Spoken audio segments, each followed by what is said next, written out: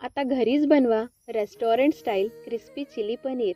सर्वात आधी एका बाउलमध्ये लांब काप केलेले पनीर घ्या. त्यात कॉर्नफ्लॉवर घालून ते छान कोट होईपर्यंत टॉस करा. गरम तेलात पनीर मध्यम आचेवर हलके सोनेरी आणि कुरकुरीत होईपर्यंत तळून घ्या. याला तुम्ही एअर फ्राय पण करू शकता.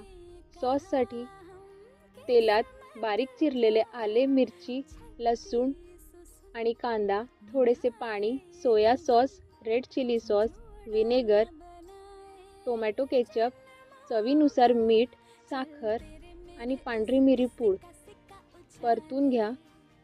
डब्बू मिरची, कांदा, कांदापात, कोथिंबीर, 1 टेबलस्पून कॉर्नफ्लॉवर स्लरी, फ्राय केलेले पनीर त्याला छान मिक्स करा. वरून बारीक चिरलेली कांदापात आणि तीळ घाला. तयार आहे restaurant style crispy chilli paneer.